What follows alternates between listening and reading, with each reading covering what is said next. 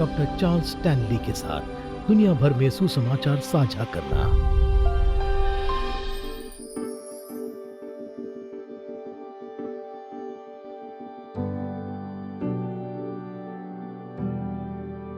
मेरी कहानी लगभग 64 साल पहले शुरू होती है।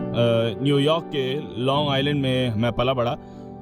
मेरी बहुत ही संरचित ईसाई पृष्ठभूमि थी।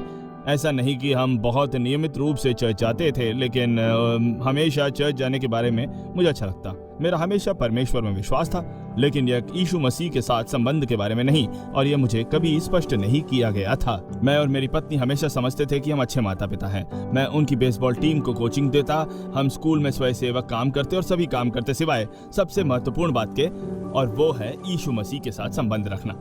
मैंने उसमें भयानक और शून्य हासिल किया। मुझे कुछ भी नहीं पता था। करीब 18 साल पहले मेरे बेटे को अपने एक दोस्त के साथ बाइबल अध्ययन के लिए न्योता मिला। उस बुधवार की रात बाइबल अध्ययन में जाने से वास्तव में पहिए को गति मिली। परमेश्वर ने मेरे बेटे का इस्तेमाल किया मुझ पर काम करने के लिए। मुझे आशीर्वाद ऐसे दिया कि उसने मेरे जीवन में जो किया उससे मैं विनम्र हुआ। कुछ ऐसी चीज जिससे मुझे आनंद आता है वह है कि मेरा बेटा बहुत बुद्धिमान है। वह बाइबल को शायद मुझसे बेहतर समझता है। मुझे उसके साथ शास्त्रों पर बात करना पसंद है। मैं अपने जीवन में उस मुकाम पर पहुंचा जहां मैं वास्तव में वही करने लगा जो बाइबल कहती है, और मुझे इसका एहसास नहीं था, लेकिन मैंने तलाशना, खटखटाना और पूछना शुरू किया। चार्ल्स स्टैनली का उसके शिक्षण में बहुत अच्छा प्रभाव था। एक अनुभवी व्यक्ति की शिक्षा जो अपने ही पहाड़ की चोटियों और घाटियों से गुजरा है, वह मेरे जीवन पर बहुत सकारात्मक प्रभाव डालता है। मैं लगभग 40 वर्षों से प्रोविनो के साथ हूँ। उसमें लगभग 25 साल मैं वही पुराने काम करने से दुग्ध और थक गया था, और फिर 18 साल पहले परमेश्वर मेरे जीवन में आए, और बहुत ही कम समय में परमेश्वर ने मुझसे कहा, नहीं, यहीं पर तुझे रहना है। जहां मैं तुझे बोऊंगा तुम्हें वहीं फूलना होगा, और मैं तुम्हें अभी यहां बो रहा हूं। इसीलिए मेरे पास हर दिन सेवकाई के ये अद्भुत अवसर आते हैं, और मैं जानता हूं कि मसीह को कार्यस्थल पर लाना महत्वपूर्ण है। मैं काम के अलावा विभिन्न स्थानों पर बहुत से कर्मचारियों से मिलता हूं, और हमने दोपहर का भोजन किया, हमने बाइबल पढ़ी, हमारी संगति है, और हर दिन परमेश्वर अपने उद्देश्य के लिए एक द्वार खोलता है। जहां तक आगे बढ़ने की बात है, मुझे अब पता है कि हम सभी के जीवन का एक स्पष्ट उद्देश्य है, और मेरा उद्देश्य है कि मैं जो कुछ करूं उसमें मसीह प्रेम को साझा करूं। मेरी शुरुआती दिनों में ही बहुत से लोगों ने मुझे मदद की है। अब मैं दूसरों को वापस देना चाहता हूं, क्योंकि मुझे भरपूरी से दिया गया था।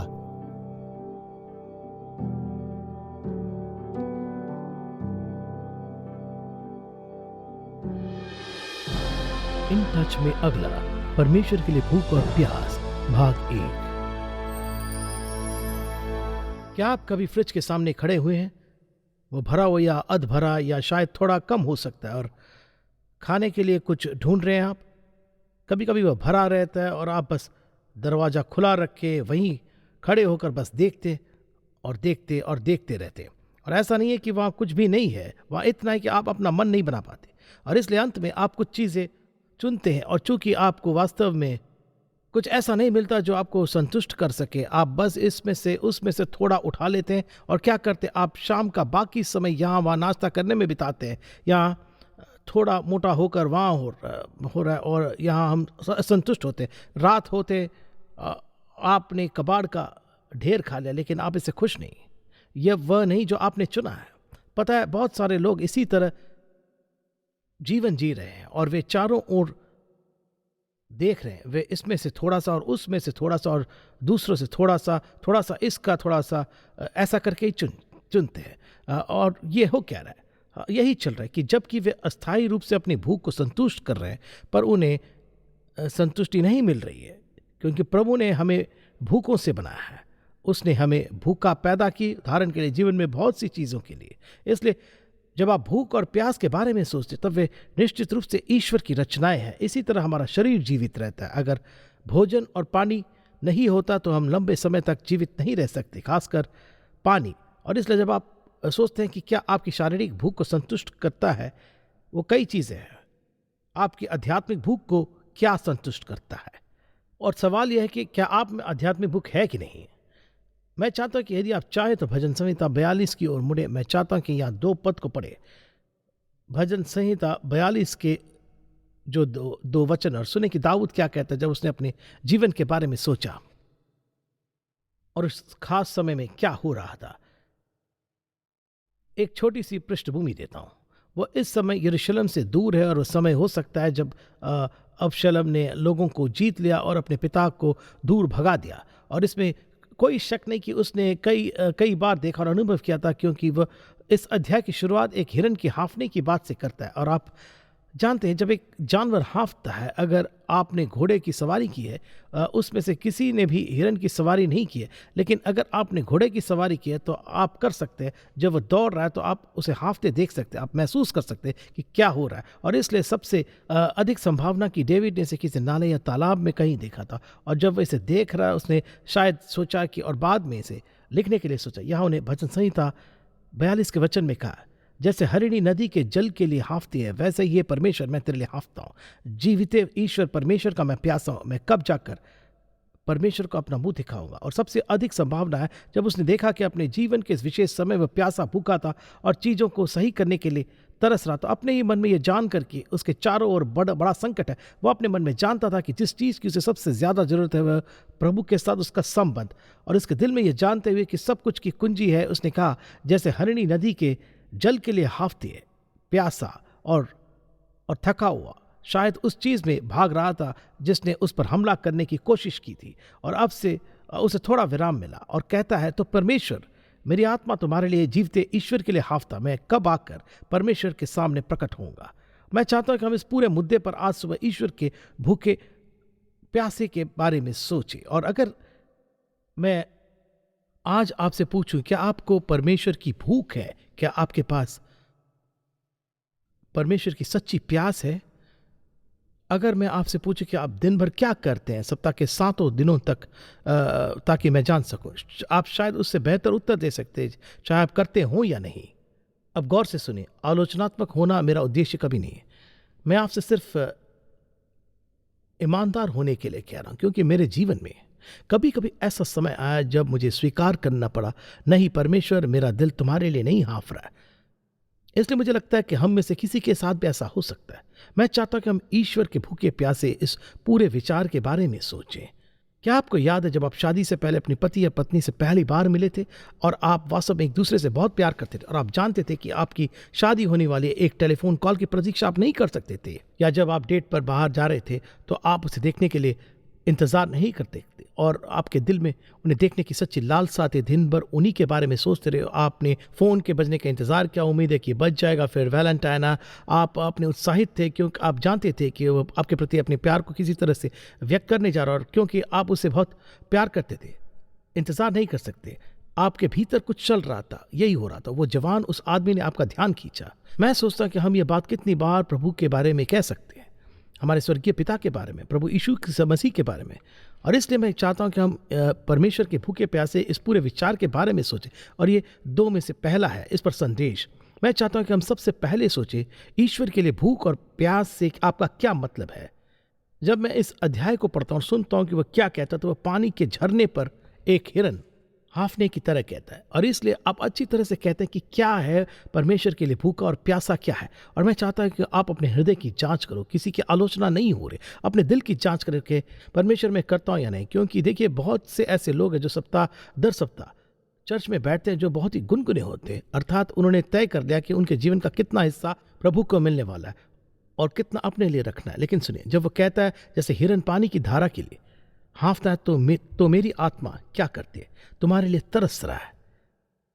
परमेश्वर तुम्हारे लिए प्यास, प्रभु एक गहरी स्थायी भावना है, इच्छा है जो इतनी मजबूत है, और यह एक अतृप्त इच्छा है। यह वह गहरी लालसा और इच्छा है जो इतनी गहरी और मजबूत है कि यह आपकी सोच को नियंत्रित करती है। देखिए, ये एक पवित्र प्रकार की भूख है, एक दिव्य प्यास है। यह कुछ ऐसा है जिसे परमेश्वर हमारे हृदयों में रखता है। और इसलिए जब आप इसके बारे में सोचते हैं तो ये परमेश्वर के लिए एक जुनून है। आप ऐसे लोगों से मिले होंगे जिन्हें अलग अलग चीज़ों का जुनून है। लोगों के लिए जुनून है, शायद किसी खेल के प्रति, चाहे उनका पेशा जो भी हो, उनके पास जुनून है, लेकिन वे एक गहरी और तड़प और भूख और कुछ हासिल करने या कुछ बनने की प्यास, चाहे वो जो कुछ भी हो। दरअसल ये एहसास कभी कभी असुविधाजनक हो सकता है, क्योंकि वह इच्छा इतनी मजबूत है। आप परमेश्वर को छूना चाहते हैं, आप उसे महसूस करना चाहते हैं, आप उसे देखना चाहते हैं। लगभग एक असंतोष है जो हमारे जीवन में आता है, क्योंकि हम पर्याप्त नहीं पा सकते, हम पर्याप्त नहीं देख सकते और हम पर्याप्त नहीं समझ सकते। और प्रभु के लिए भूख और प्यास हमारे अंदर कुछ है जिसे प्रभु ने वहां रखा है, और जब आप इसके बारे में सोचते तो वो एक अनंत काल है। यानी कि चलिए इस तरह से मैं इसे कहता हूं, जब आपके मन में प्रभु के लिए भूख और प्यास है तो आपके भीतर कुछ ऐसा हो जाए जिसे किसी और चीज के लिए अलग नहीं रखा जा सकता है। अर्थात ये ऐसा नहीं जो आज है और कल नहीं है। प्रभु के लिए एक वास्तविक भूख और प्यास बहुत ही स्पष्ट है। और अगले हफ्ते मैं जिस बारे में बात करना चाहता हूँ कि ये कब है और कब हमारे जीवन में आपका प्रमाण नहीं है, इसके बारे में, इसलिए हम थोड़ा और आश्वस्त हो सकते हैं। लेकिन अब मैं सोच रहा हूँ कि उसने क्या कहा। जैसे हरिणी नदी के जल के लिए हाँफते, वैसे ही हे परमेश्वर मैं तेरे लिए हाँफता हूँ। जीवते ईश्वर परमेश्वर का मैं प्यासा हूं। मैं कब जाकर परमेश्वर को अपना मुंह दिखाऊंगा। हम जो कह रहे हैं उसे ऐसे स्तर पर जानने की इच्छा है जो गहन गहन अंतरंग है। हम जो जानते हैं उससे असंतुष्टि है और अधिक जानने की लालसा। लेकिन यह सिर्फ प्रभु के बारे में जानना नहीं, उसे व्यक्तिगत रूप से जान। मेरा मानना है कि प्रभु का भूखा है, वह ज्ञात होना चाहता है, वह खुद को देना चाहता है, वह हमारे साथ बहुत ही अंतरंग तरीके से पेश आना चाहता है। और अभी तक बहुत से लोग केवल ईश्वर कौन है उसकी उथली समझ रखने के लिए तैयार है। तो आइए इस बारे में सोचिए, एक पल के लिए बात करें और इस तथ्य के बारे में सोचें कि यह भूख एक स्रोत है जिसका स्रोत प्रभु से है। अब मैं चाहता हूं कि आप कुछ सोचें, यह भूख इंसान के जीवन में कब आती है। आमतौर पर हम ये कहते हैं कि तब हम यीशु को अपने उद्धारक के रूप में मानेंगे, लेकिन मुझे विश्वास है कि यह उससे पहले है। मेरा मानना है कि जब कोई व्यक्ति इस दुनिया में पैदा होता है, याद रखिए कि राज्य है। एक छोटे बच्चे के जीवन में एक ऐसा मौसम आता है जब वे बिल्कुल निर्दोष होते हैं और कोई ये नहीं बता सकता कि कब उस अवस्था से आगे निकल जाए। लेकिन मेरा मानना है कि परमेश्वर प्रत्येक मनुष्य में अपने लिए इच्छा रखता है। आप कहते हैं ठीक है, अगर प्रभु एक बच्चे के दिल में उसके लिए एक इच्छा पैदा करता है तो हम सभी ऐसा क्यों नहीं महसूस करते हैं। यहाँ एक कारण है, शायद एक दो बातें। उदाहरण के लिए मान लीजिए कि एक बच्चा उस घर में बड़ा होता है जहाँ माता पिता ईसाई है, वे प्रभु से प्रेम करते हैं, बाइबल मेज पर है, वे इसे पढ़ते हुए देखते हैं, वे प्रार्थना करते सुनते हैं। उस बच्चे को ये महसूस करने में ज़्यादा समय नहीं लगता कि मेरे माता पिता के लिए परमेश्वर कोई वास्तविक है और इसलिए मैं उसे जानना चाहता हूँ। और इसलिए प्रभु ने उस बच्चे में क्या रखा, ज़रा सुनिए। बच्चों को पाला पोसा जाता है कि आप इस प्रभु को जान सकते हैं और उसके साथ संबंध बना सकते हैं। अब एक बच्चे को लेते हैं जो एक ऐसे घर में पला बड़ा जहाँ माता पिता कभी प्रभु के बारे में नहीं सोचते, उनकी बात नहीं करते, कोई चर्च नहीं, बाइबल नहीं, ना तो टीवी में कुछ देखते हैं, ना ही रेडियो सुनते हैं। ऐसा कुछ भी नहीं जिसका उस बच्चे के मन में परमेश्वर के लिए भूख होगी। परमेश्वर के लिए भूख है क्योंकि परमेश्वर ने इसे वहाँ रखा है, लेकिन ये कभी नहीं है, ये कभी पहचाना नहीं जाता है और बच्चा ये नहीं जानता। इसलिए क्या होता है, यह बच्चा बड़ा होता है और कि बच्चा अपना ध्यान दुनिया की चीज़ों की ओर लगाता है, क्योंकि ऐसा उसके माता पिता करते हैं, वही दूसरे लोग करते हैं।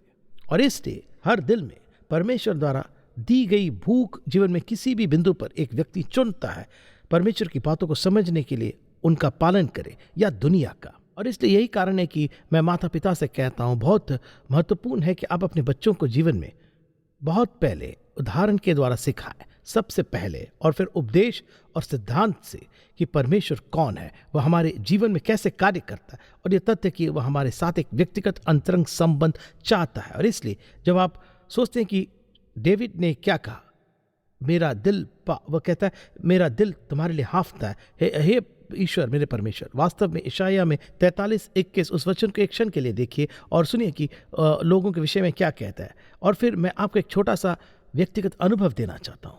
43:21 और आप देखेंगे कि 21वें वचन में वे कहते हैं, इस प्रजा को मैंने अपने लिए बनाया है कि वे मेरा गुणानुवाद करें। यानी परमेश्वर ने आपको और मुझे अपने लिए बनाया है। हम में से हर एक को परमेश्वर लिए उनके लिए बनाया है, और क्योंकि हम उसके लिए बनाए गए, वह चाहता है कि हम स्वयं उससे प्रेम करें, उसका पालन पोषण करें, सम्मान करें और उसकी आज्ञा का पालन करें और उनकी सेवा करें।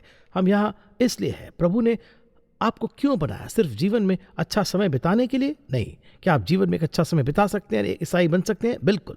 सबसे अच्छा समय उसमें हमें अपने लिए बनाया है, और इसलिए क्योंकि उसने हमें अपने लिए बनाया, हमें जो पूछना है वो ये है कि हे प्रभु, तुम मेरे जीवन में क्या कर रहे हो? आप मेरे जीवन में क्या भूमिका निभाते हैं? अर्थात क्या वो वास्तव में आपकी सोच का केंद्र बिंदु है? आप कहेंगे, अगर आप औसत माता पिता से अच्छी तरह पूछेंगे कि आपके जीवन में सबसे ज़रूरी बात क्या है, मेरे बच्चे, मैं समझता हूँ ये सिर्फ सही जवाब नहीं है, या मेरे पति या मेरे पत्नी, सही जवाब नहीं है। हमारे प्रत्येक जीवन में सबसे महत्वपूर्ण बात यीशु मसीह के साथ एक व्यक्तिगत संबंध है, खुद परमेश्वर। और हमें जो पूछना है वो यह कि हमारी रुचि कहाँ है, यानी हमारी भूख किस लिए है? ऐसा क्या है जो आप जीवन में हर चीज़ से ऊपर चाहते हैं? वो कहता है कि जैसे जैसे हरिणी नदी के जल के लिए हाँफती है, वैसे ही हे परमेश्वर मैं तेरे लिए हाँफता हूँ।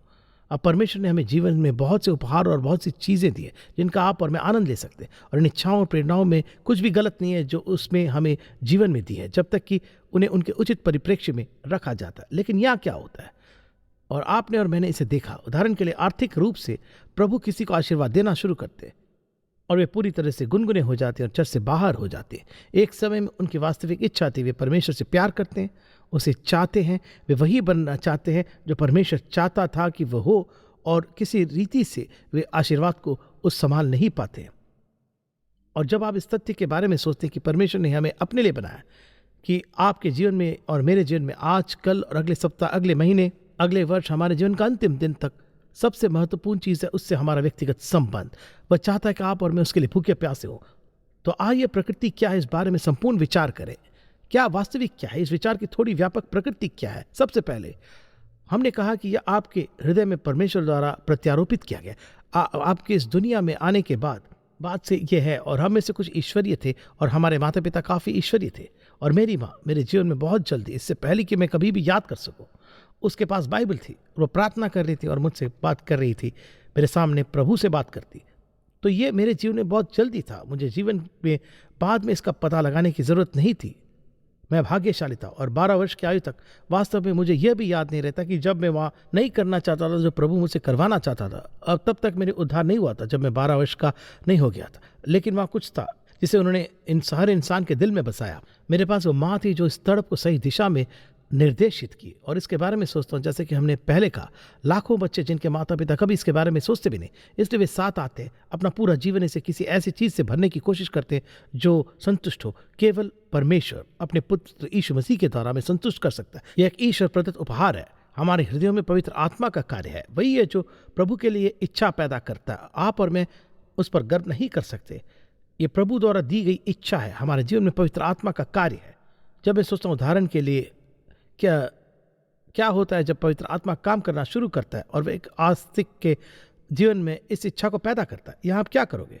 आप या तो उसे नज़रअंदाज कर दोगे और इसमें से कुछ या उससे अधिक के पीछे चले जाएंगे, जब प्रभु आपके जीवन को उसकी ओर निर्देशित करने का प्रयास कर रहा है।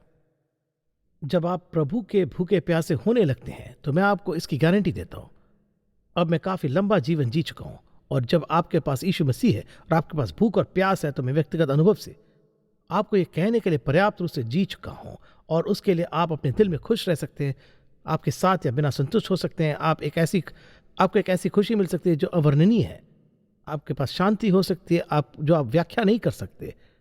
अब आप अकेले नहीं हैं, आपके दिल में परिपूर्णता और पूर्णता और आनंद की भावना है, क्योंकि आपके पास उस परमेश्वर के लिए एक भूख और प्यास है जिसने आपको अपने अंदर पैदा किया ताकि आप अपना जीवन भूखे प्यासे और उसके पीछे तरसते रहे। और मैं अपने पूरे जीवन में कभी किसी से नहीं मिला जो शांति नहीं चाहता था, जो आनंद नहीं चाहता था, जो खुश नहीं रहना चाहता था। ये सब हमारे दिल की ख्वाहिशों हैं, वे इसके होने और उसके होने या कोई चीज़ का होने से नहीं आते हैं, वे आते हैं अपने पुत्र यीशु मसीह के माध्यम से, स्वयं प्रभु परमेश्वर के साथ प्यार में पड़ना और उन्हें खुद को हम में डालने की इजाज़त देने से। जब आप में उसमें जीने की इच्छा होती है, उसे जानने की भूख और प्यास होती है, जब परमेश्वर आपके जीवन में कार्य कर रहा है तो एक शांति और एक संतोष होता है। चाहे आप किसी भी स्थिति में हो, आप खराब शादी या आपके व्यवसाय में खराब संबंध इत्यादि में हो सकते, और आप सोचते हैं अच्छा मैं कैसे संतुष्ट हो सकता हूँ जब ये चल रहा है। मैं आपको बताता हूँ तो कैसे।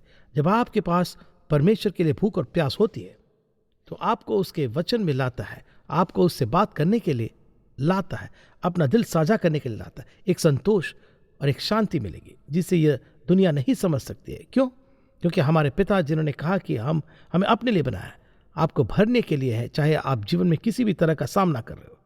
इसलिए जैसा कि आप सोचते हैं, मैं इसके बारे में सोचता हूँ। उदाहरण के लिए ये एक निश्चित रूप से नहीं है, यह सदा की अनुभव नहीं है मैं अब परमेश्वर के लिए भूखा प्यासा हूँ, नहीं, क्योंकि सत्य तो ईश्वर ही है। सुनिए, वह अथाह है, वह एक अनंत है। आपके और मेरे बारे में कभी ऐसा समय नहीं आएगा जब हम उसके पीछे भूखे प्यासे नहीं होंगे। यदि हम उसकी इच्छा पर चल रहे हैं तो हम इस जीवन में कभी प्रभु के बारे में समझना शुरू करते हैं, क्या पता।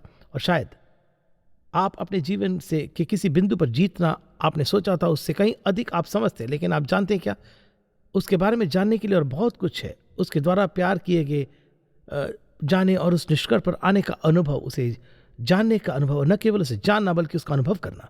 और मैं पीछे मुड़कर देखता हूँ और कभी कभी मैं वापस जाता हूँ, अपनी डायरिया पढ़ता हूँ और मैं इस प्रभु के बारे में सोचता हूँ। वो उतना ही है जितना मैं उन दिनों में था। मैं सोचता हूँ कि मैंने कैसे सोचा और जिन चीज़ों के लिए मैंने प्रार्थना की कि अब मैं उन चीज़ों के लिए प्रार्थना भी नहीं करता और मैं उस पर भरोसा करने के लिए अपने संघर्षों को भी पढ़ सकता हूँ। ज़रा सोचिए, जब मैं लिखा था मैं क्या कर रहा था, मैं किसके साथ संघर्ष कर रहा था और मैं उस पर भरोसा कर सकता हूँ। मैं कहता हूँ प्रभु कृपया, और मैं केवल आप पर भरोसा करने वाला। ऐसी चीज़ें जो कभी मेरे दिमाग को पार नहीं कर सकती, क्योंकि भूख प्यास ईश्वर के लिए तड़प एक प्रगतिशील चीज़ है। ये कुछ ऐसा है जो शुरू होता है और फिर आप सही कहते हैं, इसे क्या बढ़ाता है? यही है जो इसे बढ़ाता है। जब आप प्रभु के लिए भूखा होने लगते हैं और ये आपके जीने के तरीके को प्रभावित करना शुरू करता है, तो आप जानते हैं कि प्रभु क्या कर रहा है। वह सिर्फ एक गहरी भूख पैदा करता है, एक अतृप्त भूखा। सुनिए, अंततः यह कभी संतुष्ट नहीं होता। क्या आध्यात्मिक विरोधाभास है।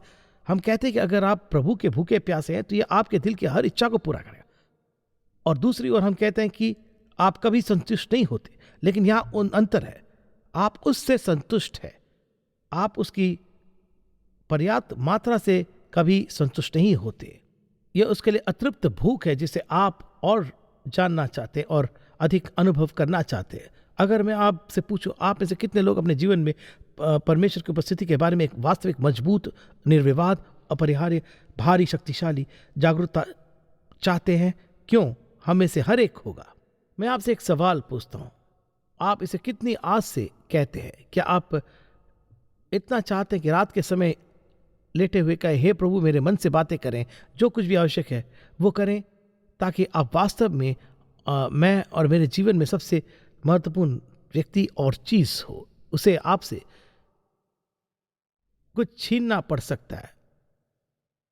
आपको अपने आप से ये प्रश्न पूछना है, मैं किससे चिपका हूं, मैं क्या पकड़ा रहा हूं, उसके साथ उस रिश्ते में ज्यादा महत्वपूर्ण क्या है?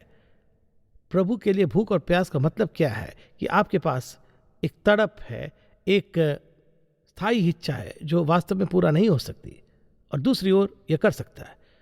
यह प्रगतिशील है, ये चलती रहती है। और आप देखते हैं आध्यात्मिक परिपक्वता क्या है। आध्यात्मिक परिपक्वता में हमारे रिश्ते बढ़ना है। अगर मैं आपसे कहूँगी कि आप एक परिपक्व ईसाई हैं, मैं किसी को नहीं बताऊंगा कि मैं परिपक्व हूँ, कि मैं एक परिपक्व ईसाई हूँ, क्योंकि आप देखिए, मुझे पूरा यकीन है कि मुझे ठीक ठीक पता है कि इसमें क्या शामिल होगा। मेरे दृष्टिकोण से मैं सोचता हूँ कि मैं काफ़ी परिपक्व हूँ, लेकिन अगर मैंने प्रभु के नज़रिए से देखा तो वो कहेंगे, यार तुम अभी बच्चे हो, आपको अपने जीवन में ये चाहिए। तो मैं ऐसा कभी नहीं कहूँगा, लेकिन इतना तो मैं जानता हूँ, मैं प्रगति कर रहा हूँ। आप प्रगति कर सकते हैं, लेकिन उसके लिए आपको उन चीज़ों से निपटना होगा जो आपके लिए अव्यवस्थित है। उदाहरण के लिए, प्रभु के लिए भूख और प्यास होने से आप जानते हैं कि क्या हो रहा है, वह पूरे दिन आपके जीवन में बिल्कुल केंद्रीय है, आप नहीं। अर्थात यदि आपके पास उसके लिए भूख और प्यास है तो दिन के दौरान कोई मतलब नहीं कहीं जाने और प्रार्थना करने की जरूरत नहीं, क्योंकि कुछ भी गलत नहीं है प्रार्थना में। मैं उसके पक्ष में हूँ, क्योंकि अगर आपके पास प्रभु के लिए भूख और प्यास है तो आप करने वाले हैं, प्रार्थना करना चाहते हैं। लेकिन यहाँ क्या होता है, आप इसे किसी जगह, किसी समय या किसी घटना तक सीमित नहीं रखेंगे। अर्थात प्रार्थना करना अब आपके जीवन में कोई आवश्यकता पूरी करने नहीं, प्रार्थना आप करते हैं, वो आप हो। यह आपके अपने पति या पत्नी के साथ रहने जैसा है। आपको ये कहने के लिए कोई बड़ा ठोस प्रयास करने की आवश्यकता नहीं है, आज रात मैं तुमसे प्यार करता हूँ प्रिय, नहीं, क्योंकि आपको पता है आप हमेशा इसे व्यक्त करते हैं। आप इसे अलग अलग तरीकों से व्यक्त करते हैं, जिस तरह से आप उसे छूते हैं, जिस तरह से बात करते हैं, या जो चीज़ें आपको याद है, जो चीज़ आप करते हैं, और ऐसा ही प्रभु के साथ है। हमें इसे कोई बड़ा मुद्दा नहीं बनाना। ये सिर्फ एक सच्चाई है कि जब हमारे पास भूख प्यास, उसके लिए तरसती इच्छा होती है, तो वो हमेशा हमारे जीवन में केंद्रीय होता है। अब हमारे जीवन में बहुत प्रतिस्पर्धा है, और मैं बस इतना कहना चाहता हूँ कि आप अपने जीवन में इस बारे में सोचना शुरू करें। कल सुबह उठो, दुनिया फिर से शुरू हो जाती। लेकिन क्या होगा अगर आप रुकते और कहते, परमेश्वर आज मैं चाहता हूं कि आप मुझे अपनी ओर आकर्षित करें। मैं आपके साथ एक अंतरंगता का अनुभव चाहता हूं, जिसका मैंने पहले एक अनुभव नहीं किया है। परमेश्वर, ये मुझे करना है। ये चीज़ें हैं जो मैं देख रहा हूं कि मुझे आज करना है। मैं चाहता हूं कि आप मेरे लिए इतने वास्तविक हों कि जब मैं ये कर रहा हूं तो मैं आपकी उपस्थिति से अवगत हूं। मेरे भीतर ही उस भूख को जगा दो। मेरे दिल में तुम्हारे लिए एक गहरी इच्छा पैदा करो। और हे प्रभु, जब तुम मुझे आकर्षित होते हुए देखते हो या कोई ऐसी चीज़ जो मुझे अपनी ओर आकर्षित करती हो, तो मुझे पीछे खींच लेना। मुझे समझने में मदद करें। वापस खींचो, मुझे अपने करीब खींचो, मुझे वापस अपने पास खींचो।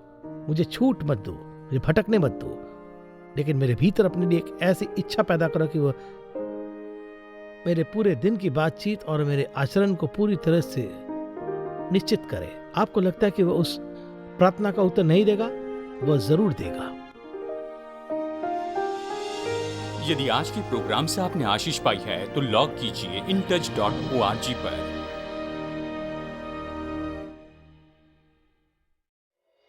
इन टच पूरे संसार में लोगों को परमेश्वर के साथ में बढ़ने वाले संबंध में बनाता है और लोकल चर्च को बल देता है। ये प्रोग्राम इन टच सेवकाई के द्वारा प्रस्तुत किया गया है। ये परमेश्वर के अनुग्रह से और आपकी प्रार्थना और भेंटों के द्वारा ही संभव हो सका है।